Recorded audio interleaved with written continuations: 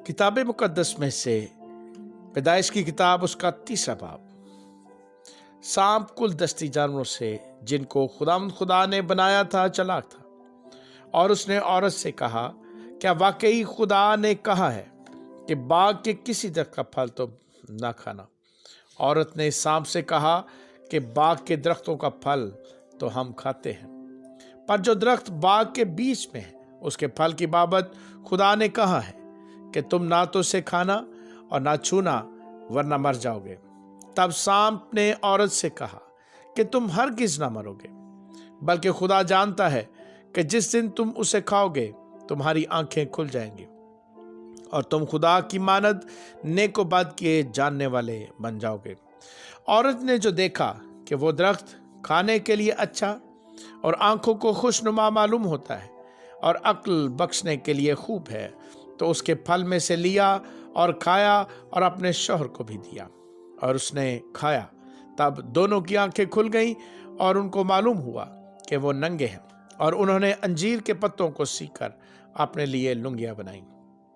और उन्होंने खुदा की आवाज़ जो ठंडे वक्त में फिरता था सुनी, और आदम और उसकी बीवी ने आपको खुदा के हजूर से बाग के दरख्तों में छुपाया। तब खुदा ने आदम को पुकारा और उससे कहा कि तू कहाँ है? उसने कहा, मैंने बाग में तेरी आवाज़ सुनी और मैं डरा, क्योंकि मैं नंगा था और मैंने अपने आप को छुपाया। उसने कहा, तुझे किसने बताया कि तू नंगा है? क्या तूने उस दरख्त का फल खाया जिसकी बाबत मैंने तुझको हुक्म दिया था कि उसे ना खाना?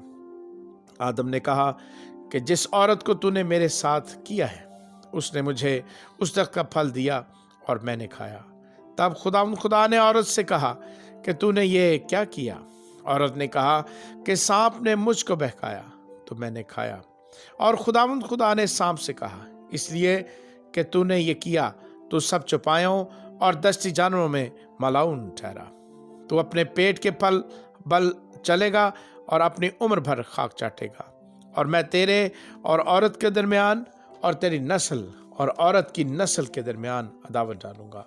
वो तेरे सर को कुचलेगा और तू उसकी एड़ी पर काटेगा। फिर उसने औरत से कहा कि मैं तेरे दर्द हमल को बहुत बढ़ाऊंगा। तू दर्द के साथ बच्चे जनेगी और तेरी रगबत अपने शौहर की तरफ होगी और वो तुझ पर हुकूमत करेगा। और आदम से उसने कहा, चूंकि तूने अपनी बीवी की बात मानी और उस दरख्त का फल खाया जिसकी बाबत मैंने तुझे हुक्म दिया था कि उसे ना खाना, इसलिए ज़मीन तेरे सबब से लानती हुई। मुशक्क़त के साथ तू अपनी उम्र भर उसकी पैदावार खाएगा, और वो तेरे लिए कांटे और ऊंट कटारे उगाएगी, और तू खेत की सब्जी खाएगा। तू अपने मुंह के पसीने की रोटी खाएगा जब तक कि ज़मीन में तू फिर लौट ना जाए, इसलिए कि तू उससे निकाला गया है, क्योंकि तू खाक है और खाक में फिर लौट जाएगा। और आदम ने अपनी बीवी का नाम हवा रखा, इसलिए कि वो सब जिंदों की माँ है। और खुदा ने आदम और उसकी बीवी के वास्ते चमड़े के कुर्ते बनाकर उनको पहनाए। और खुदा ने कहा, देखो, इंसान नेक व बद की पहचान में हम में से एक की मानद हो गया। अब कहीं ऐसा ना हो कि वो अपना हाथ बढ़ाए और हयात के दरख्त से भी कुछ लेकर खाए और हमेशा जीता रहे।